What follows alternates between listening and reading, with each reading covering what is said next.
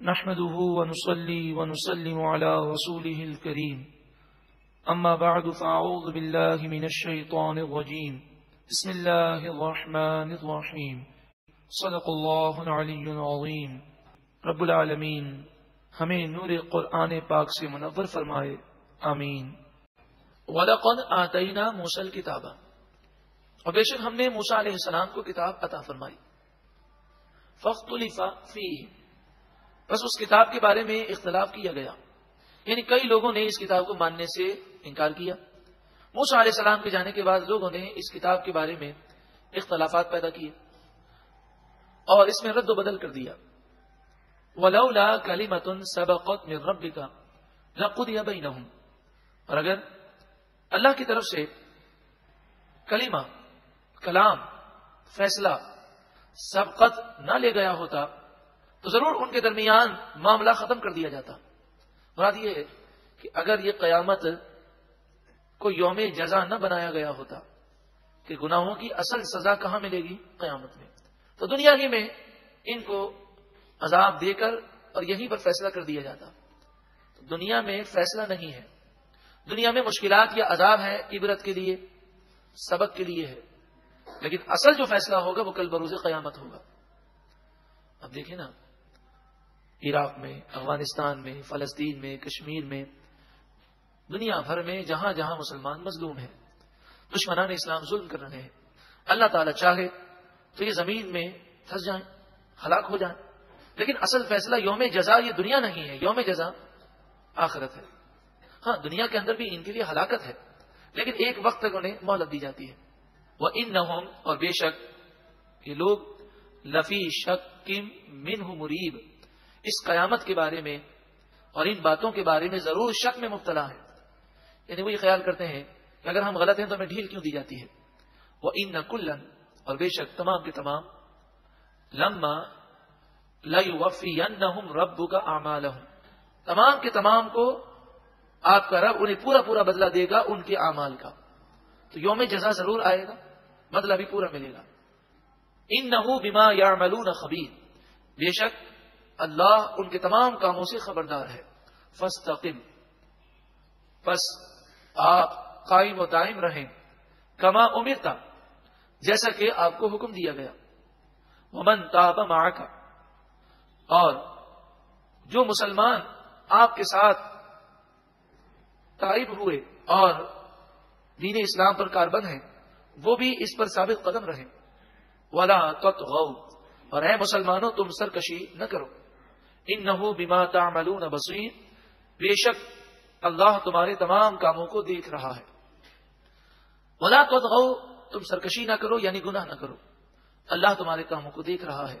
یہ تصور قائم ہو جائے کہ اللہ مجھے دیکھ رہا ہے تو گناہوں سے نفرت پیدا ہو جاتی ہے۔ ختم قادیہ شریف جہاں کہیں بھی منعقد ہوتا ہے، خصوصاً باہر شریعت میں، ہر اتوار کو عصر کی نماز کے بعد جب ختم قادریہ ہوتا ہے تو آخر میں یہی تصور دینے کی کوشش کی جاتی ہے کہ اللہ دیکھ رہا ہے۔ بڑا روحانی منظر ہوتا ہے۔ ہر ہفتے پابندی سے اللہ کرے ہم شرکت کریں تاکہ ہمارا بھی تصور یہ قائم رہے پورے ہفتے، اور پورے ہفتے ہم گناہوں سے بچ سکیں۔ وَلَا تَرْكَنُوا إِلَى الَّذِينَ ظَلَمُوا، اور اے مسلمانوں ظالموں کی طرف تم نہ جھکنا، ان کی طرف مائل نہ ہونا۔ فَتَمَسَّكُمُ النَّارُ، ورنہ تمہیں جہنم کی آگ چھوئے گی۔ وَمَا لَكُم مِّن دُونِ اللَّهِ مِنْ أَوْلِيَاءَ، اور جب اللہ کا عذاب آئے گا تو اللہ کے مقابلے میں کوئی بھی تمہارا دوست نہیں ہوگا، کوئی بھی تمہیں نہیں بچا سکے گا۔ ثُمَّ لَا تُنصَرُونَ، پھر تمہاری مدد نہیں کی جائے گی، کوئی تمہیں سہارا نہیں دے سکے گا۔ جب اللہ ناراض ہو جائے تو دنیا کی مخلوق کیا کر سکتی ہے۔ وَأَقِمِ الصَّلَاةَ، اور نماز قائم رکھو۔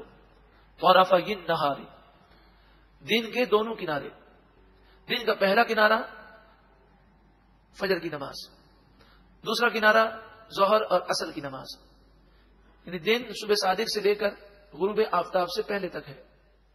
تو اس دن کے دو حصے ہیں، ایک زوال سے پہلے ہے، ایک زوال کے بعد ہے۔ زوال سے پہلے ایک نماز ہے اور زوال کے بعد دو نمازیں ہیں، ظہر اور عصر۔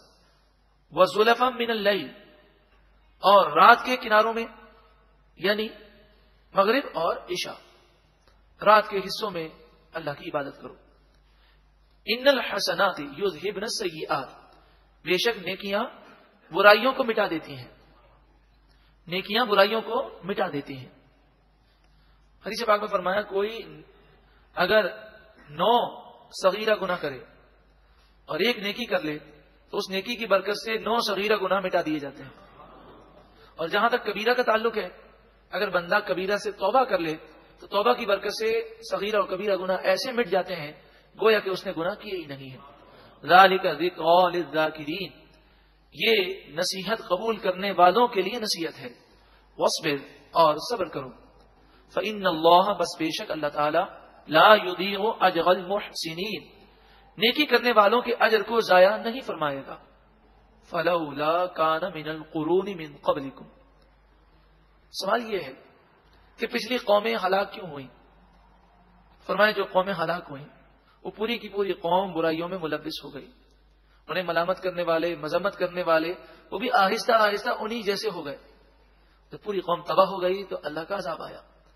فلولا کان من القرون من قبلکم اولو بقیۃ، بس ایسا کیوں نہ ہوا کہ پچھلی قوموں میں ایسے لوگ باقی رہتے کہ جو نیکی کرنے والے ہوتے، ینہون عن الفساد فی الارض، زمین میں فساد سے وہ روکتے، لیکن ایسا نہ ہوا۔ الا قلیلا ممن انجینا منہم، ہاں تھوڑے ایسے لوگ رہے، اکثریت گناہگار ہو گئی، تھوڑے ایسے لوگ رہے جنہیں ہم نے عذاب سے بچا لیا۔ تو اب بھی ریشو بڑی تیزی کے ساتھ گر رہا ہے، گناہوں کا ریشو اور گناہ گاروں کا ریشو بڑھتا جا رہا ہے۔ نمازی، پرہیزگار، نیکی کی دعوت دینے والے آہستہ آہستہ وہ بھی گناہوں کی طرف جا رہے ہیں۔ اللہ تعالیٰ بے حیائی کے اس سیلاب سے، گناہوں کے اس سیلاب سے مسلمانوں کو، ہمیں، ہماری اولاد کو اور ہماری نسلوں کو محفوظ فرمائے۔ واتبع الذین ظلموا، ظالم یعنی گنہگار اسی چیز کے پیچھے پڑ گئے، ما اترفوا فیہ، جو چیزیں انہیں دی گئیں، یعنی دنیا کی نعمتوں میں، عیش و عشرت میں وہ لگ گئے۔ وکانوا مجرمین، اور وہ مجرم تھے، گنہگار تھے۔ وما کان ربک لیہلک القری بظلم، اور تمہارا رب ایسا نہیں کہ بستیوں کو بے وجہ ہلاک کر دے۔ وَأَهْلُهَا مُصْلِحُونَ، اور ان کے لوگ اچھے ہوں۔ کہ مراد یہ ہے کہ کسی بستی کے رہنے والے نیک لوگ ہوں تو ان لوگوں پر اللہ کا غضب، عذاب نازل نہیں ہوتا، اور جب بستی کے لوگ گناہوں میں مبتلا ہو جائیں تو ان کے گناہوں کی وجہ سے اللہ کا غضب ان پر نازل ہوتا ہے۔ قرآن مجید فرقان حمید میں دوسرے مقام پر اس کو اس طرح بیان کیا گیا، وما اصابکم من مصیبت فبما کسبت ایدیکم، کہ تم پر جو مصیبتیں آتی ہیں وہ تمہارے ہاتھوں کی کمائی کے سبب ہیں، یعنی تمہارے گناہوں کی وجہ سے مصیبتیں آتی ہیں۔ دنیا کی ہلاکتیں، بربادیاں، عذاب یہ گناہوں کی وجہ سے ہے۔ اگر ہم یہ چاہتے ہیں کہ ہم ایک سکون اور چین والی زندگی گزاریں تو ہمیں چاہیے کہ اپنے آپ کو پاکیزہ کر لیں۔ اللہ تعالی ہمیں گناہوں سے اور معاصی سے بچنے کی توفیق عطا فرمائے۔ وَلَوْ شَاءَ رَبُّكَ، اور اگر آپ کا رب چاہتا، لَجَعَلَ النَّاسَ أُمَّةً وَاحِدَةً، سب لوگوں کو ایک ہی گروہ بنا دیتا، یعنی سب نیک ہو جاتے، کوئی گناہ کرنے کی طاقت ہی نہ رکھتا، گناہ کرنے کی کوشش کرتا تو پاؤں اس کے شل کر دیے جاتے، زبان سے جھوٹ بولنے کے لیے زبان چلانے کی کوشش کرتا تو زبان اس کی روک دی جاتی، لیکن اللہ تعالیٰ نے اپنی مشیت سے انسان کو اچھائی اور برائی اختیار کرنے کا اختیار دیا۔ وَلَا يَزَالُونَ مُخْتَلِفِينَ، اور ہمیشہ یہ لوگ اختلاف کرتے رہیں گے، إِلَّا مَن رَحِمَ رَبُّكَ، مگر جن پر تمہارے رب نے رحم کیا، یعنی جن پر تمہارے رب نے رحم کیا وہ دین حق پر متفق رہیں گے اور اس میں اختلاف نہ کریں گے۔ وَلِذَلِكَ خَلَقَهُمْ، اور لوگ اسی لیے بنائے ہیں، یعنی اختلاف والے اختلاف کے لیے اور رحمت والے اتفاق کے لیے، کہ ان میں ایسی صلاحیتیں رکھیں، عقل اور سوچ رکھیں۔ اگر اچھائی کی طرف عقل استعمال کرے تو یہ عقل اس کی رہنمائی کرتی ہے، برائی کی طرف عقل کو لے جائے تو یہ عقل اس طرف جاتی ہے۔ اب دیکھیں نا، چوری، جو چور چوری کرتا ہے، جو ڈاکہ ڈالتا ہے، تو اس کے اندر بھی تو وہ عقل استعمال کرتا ہے۔ یہی نوجوان اگر اپنی عقل کو استعمال کرے تو وہ ایجادات بھی کرتا ہے، تعلیم میں بھی آگے بڑھتا ہے، ملک و قوم کی خدمت بھی کرتا ہے، اسلام کی دعوت بھی دیتا ہے۔ وَتَمَّتْ كَلِمَتُ رَبِّكَ، آپ کے رب کے کلمات پورے ہوئے۔ لَأَمْلَأَنَّ جَهَنَّمَ مِنَ الْجِنَّةِ وَالنَّاسِ أَجْمَعِينَ، کہ اللہ تعالیٰ نے فرمایا ضرور بضرور جنات اور انسانوں سے ان تمام سے میں جہنم کو بھر دوں گا. جو گناہ گار ہوں گے مجھے کوئی پرواہ نہیں, میں جہنم کو ان سے بھر دوں گا. وَكُلًّا نَقُصُّ عَلَيْكَ مِنْ أَنْبَاءِ الرُّسُلِ, اور یہ تمام آپ پر انبیاء کے واقعات ہم بیان کرتے ہیں.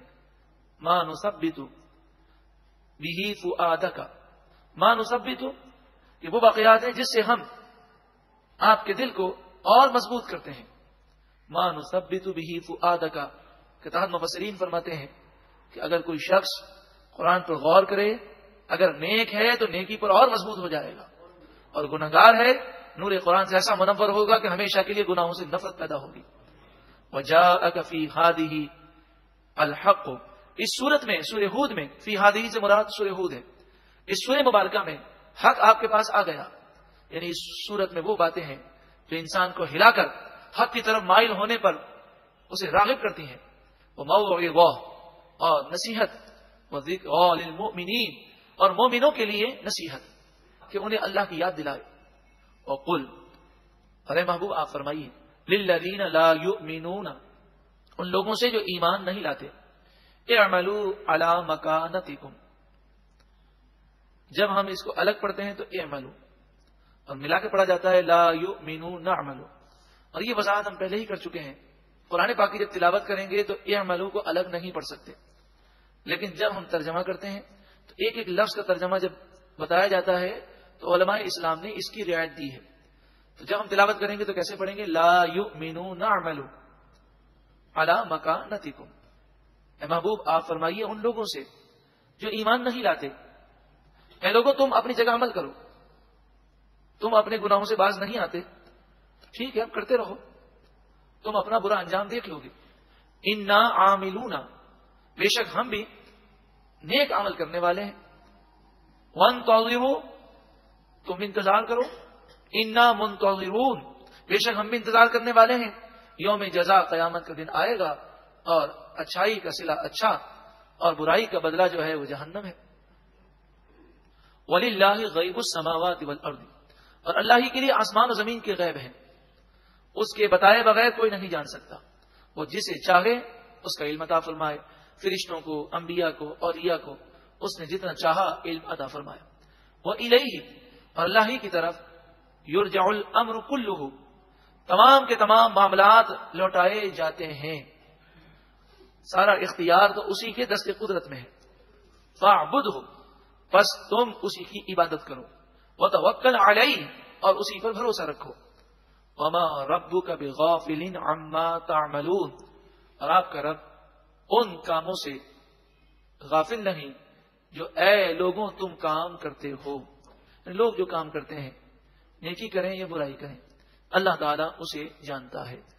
اللہ تعالیٰ ہمیں سورہ ہود کی ساری برکتیں نصیب فرمائے, اور ہمیں بھی سچی پکی توبہ نصیب فرمائے, نیکیوں بھری زندگی گزارنے کی سعادت عطا فرمائے.